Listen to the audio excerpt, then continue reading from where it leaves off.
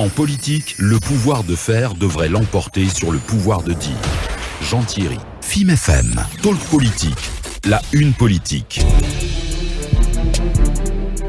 Bienvenue encore une fois, vous êtes dans Talk Politique, dans la une politique, avec moi dans ce studio, Tierno Souleymane Diallo. Bonsoir Tierno, bienvenue. Bonsoir Djami, bonsoir à tous. Emmanuel Milimono, bonsoir et bienvenue. Bonsoir Djami, bonsoir à tous. Alors Emma, je vais commencer par toi. Je le disais tout à l'heure en début de cette émission, le tribunal de première instance de Dixine vient donc d'ouvrir une information judiciaire contre l'ex-président Alpha Condé, Kassory Fofana et une vingtaine d'autres anciens dignitaires du régime dessus.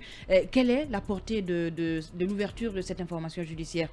C'est une étape de plus qui vient d'être franchie déjà dans les procédures judiciaires qui ont été réclamées par notamment les familles des victimes, les associations de victimes et les entités organisatrices des manifestations au cours desquelles il y a eu ces victimes. Notamment le FNDC. Le FNDC notamment, oui. On est parti de l'étape de l'appel à dénonciation pour arriver à l'ouverture d'informations judiciaires. Donc ça veut dire qu'aujourd'hui, en fait, entre l'appel à témoins et le niveau où nous en sommes aujourd'hui, des éléments ont été collectés entre-temps et ces éléments ont fondé, on va dire, en quelque sorte, la conviction de la justice dans l'ouverture de procédures, d'informations judiciaires qui puissent peut-être conduire à des poursuites formelles en tant que telles devant un tribunal. Donc c'est un pas qui a été franchi. On peut dire que maintenant nous sommes vraiment dans le cadre d'une procédure judiciaire. Maintenant, en fonction de ce qui est déjà disponible et de ce qui peut être collecté dans le cadre de cette information judiciaire justement, la justice pourra décider oui ou non qui pourrait être inculpé, qui ne pourrait pas l'être.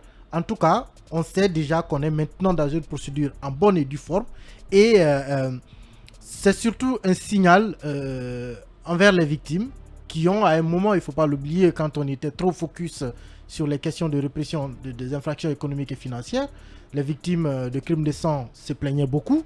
Maintenant que la machine est lancée, une procédure permettra peut-être à ceux-là aussi de savoir qu'il y a une justice qui puisse ne serait-ce que statuer sur les faits, parce que c'est ce qu'on a reproché au régime Alpha Condé notamment. Il y avait des morts, il n'y avait pas de poursuite judiciaire derrière, il n'y avait pas de procès. Il y a eu un seul cas, je crois, qui a été judiciarisé, mais après, il n'y a plus rien eu derrière. Donc pour cette fois, peut-être l'État répondra de sa gestion. Emma, justement, parlant de ces procédures concernant les crimes économiques, je le disais tout à l'heure, on a des gens qui vont se retrouver dans d'autres procédures. Par exemple, Kassory Fofana qui est en prison et Damaro qui est aussi en prison et Albert Damantin aussi qui est en prison mais qui se retrouve sur la liste du procureur. Mais ils répondront dans les deux affaires. C'est pas compliqué. En fait, je ne sais pas trop. Est-ce que, en tout cas, dans l'architecture actuelle de l'appareil judiciaire que nous avons, il n'y a pas possibilité qu'on fasse jonction de procédure. Oui. Parce que vous avez la Cour de répression des infractions économiques et financières qui n'est habilitée qu'à gérer les infractions économiques et financières. Et là, c'est le tribunal de Dixine qui poursuit. Voilà, il y aura peut-être un tribunal spécial qui sera créé parce que n'oubliez pas que jusque-là, il y a le privilège de juridiction qui constitue encore un problème. Alors, peut-être que le président sera amené à créer une cour comme la CRIEF, parce que sinon, pour l'instant, il ne faut que la haute cour de justice, sinon une cour qui fasse que... On disait qu'il y a une possibilité que la CRIEF puisse justement juger ces affaires concernant les crimes de sang. Aux yeux du statut de la CRIEF et de ses attributions, la CRIEF ne peut pas juger les crimes de sang. Pour le moment. En tout cas, pour le moment, oui. À moins de réviser, de lui donner une nouvelle appellation et de lui donner de nouvelles attributions. Ça veut dire qu'il y a une mais possibilité dans sa configuration actuelle, la CRIEF ne peut pas juger des crimes de sang. C'est clair, quoi. C'est la Cour de répression des infractions économiques et financières. Elle se limite là.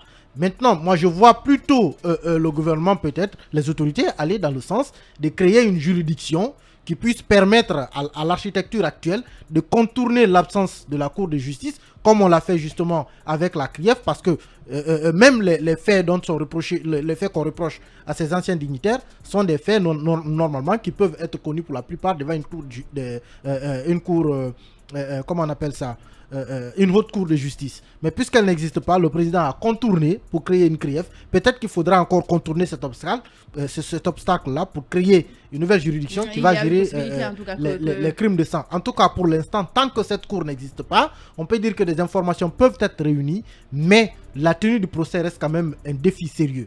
Et ce qu'il faut quand même aussi rappeler, c'est que dans l'état actuel des choses, une jonction de procédure n'est pas possible. Donc, ceux qui sont dans les deux affaires répondront certainement devant deux tribunaux différents. Alors, Tierno, ces affaires concernent notamment les crimes commis lors du double scrutin du 22 mars 2020 et les jours qui ont suivi. Mais également, c'était à l'occasion du scrutin présidentiel d'octobre de la même année. Qu'en est-il? Beaucoup de personnes estiment qu'il faut élargir cela et aller au-delà, notamment des violences qu'il y a eu en 2013 et en début 2014, parce qu'on sait il y avait beaucoup de manifestations et il y a eu des morts à ces dates aussi. Oui, il y a eu de morts, il y a eu des blessés, il y a eu de dégâts matériels très importants pendant ces 10 ans de règne du régime Alpha Condé, c'est clair et net. Maintenant, autant on peut être d'accord sur le fait que les uns et les autres répondent de leurs actes pendant qu'ils étaient aux affaires, autant des zones d'ombre subsistent encore. Vous avez évoqué certains aspects avec Emmanuel en ce qui concerne vraiment la réelle possibilité à travers l'appareil judiciaire actuel de pouvoir aller au bout, c'est-à-dire au-delà de ce qui peut apparaître comme des déclarations d'intention ou des démarches pour à défaut de charmer, mais peut-être calmer l'ardeur d'une certaine opinion. Il y a quand même des interrogations qui subsistent. D'abord, est-ce que la CRIEF peut le faire? Oui et non à la fois, parce que à la création de la CRIEF, il a été dit que il reprend les prérogatives de la Haute Cour de justice. Sauf que là, son appellation indique que c'est seulement l'aspect économique qui, justement, donc il y a vraiment des éclaircissements à apporter à ce niveau, sans compter que le tribunal de première instance n'est pas, en tout cas jusqu'à la preuve du contraire, habilité à juger des hautes personnalités, c'est-à-dire des ministres et même un président de la République. Oui, mais je ne sais pas ce qui va entrer en compte, mais est-ce que de la façon dont la CRIEF a été créée, ça a été très rapide, est-ce qu'il n'y a pas une possibilité de mettre en place la Haute Cour de justice? Justement, une autre interrogation, on n'est pas juriste, malheureusement, on ne peut pas apporter des réponses claires et nettes à la chose. Ce que nous pouvons faire, c'est susciter, enfin, c'est entrer dans le débat qui est déjà suscité parce qu'il y a plein d'interrogations qui se posent. Mais la principale interrogation à mon niveau, c'est vraiment la sincérité qu'il y a derrière tout cela. Parce que... je ne comprends pas, Tierno. Non, oui, j'explique. Quand la CRIEF a été créée, il n'y a pas eu d'amalgame possible. Tout le monde savait que ça concernait la gestion financière, économique et financière. Voilà. Après, il a fallu que des gens tirent la sonnette d'alarme, qu'il y ait des plaintes, qu'il y ait des... Oui, mais en même temps, j'ai envie de dire que tout ne peut pas se faire au même moment. Oui, mais pourquoi on n'a pas commencé... Oui, d'accord. Pourquoi on n'a pas commencé par les crimes de sang? Peut-être que parce que les crimes économiques, ça rapporte de l'argent. Oui, mais... On a eu des gens qui ont payé des milliards pour pouvoir sortir. Mais peut-être aussi parce que en Guinée, on est arrivé à un niveau où l'argent passe devant l'homme. Est-ce que vous voyez? Donc, il y a des tas d'interrogations qu'on peut se poser. Et surtout, moi, c'est l'aspect organisation, l'aspect sérénité par rapport à tout cela. Parce que c'est bien de penser qu'un jour, le Guinéen, quel que soit son niveau dans l'administration, au niveau du gouvernement, au niveau du pouvoir tout court, qu'il se dise qu'à un moment donné, il n'est pas exclu qu'il se rende compte de sa gestion. Ça, c'est important. C'est un principe, c'est vraiment un acquis. Ne serait-ce que, même si on en restait là.